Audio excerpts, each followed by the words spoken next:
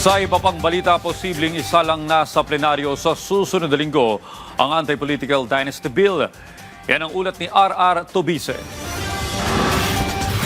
Aprobado na sa House Committee on Suffrage and Electoral Reforms ang unnumbered substitute bill na nagbabawal sa political dynasty. Ito ang pinagsama-samang bersyon ng 25 panukala. Ang working draft na ito ay base sa House Bill 6771 na inihain ni na House Speaker Faustino Boji D. III at Majority Leader Sandro Marcos. Ayon kay Committee Chair Zia Alonto Adyong, ito ang may pinakamaraming co-authorships at taga-suporta. Bagamat saklaw ng orihinal na panukala ng liderato ng Kamara ang 4th Civil Degree of Consanguinity, ang pinakahuling substitute bill na inaprobahan ng komite ay nasa 2nd degree lamang. Ibig sabihin, ipinagbabawal ang sabay-sabay na paghawak ng posisyon ng mag-asawa o mga magkamag-anak hanggang sa 2nd degree of consanguinity. Kabilang dito ang magulang, anak, kapatid, lolo at lola. Ipinagbabawal din ang simultaneous holding ng posisyon sa national, provincial, city, municipal at barangay level. Pero hindi rito kasama ang mga tito, tita, mga pamangkin, mga magpinsan at mga in-laws.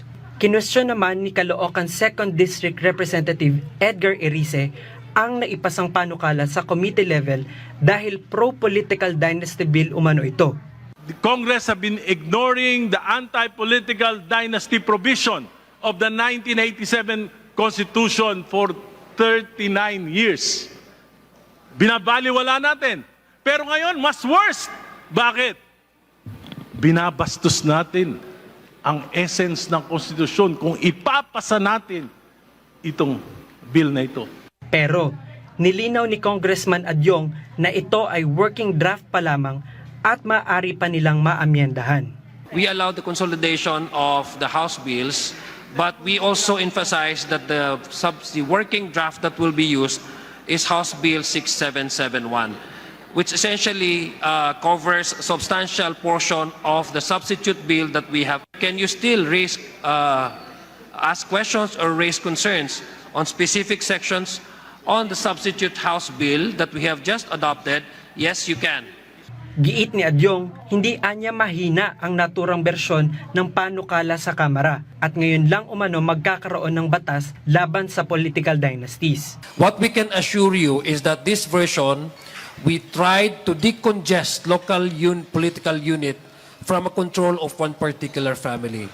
Hindi dapat magkaroon yan ng concentration of power. What we are trying to address is the concentration of powers. So kailangan po mabuwag yun. Matapos ang hearing, 4 na kongresista ang nag-withdraw ng kanilang co-authorship sa panukala. Sa susunod na linggo, maisasalang na raw ang panukala para sa plenary sponsorships at debates. R.R. Tobise para sa Pambansang TV sa Bagong Pilipinas.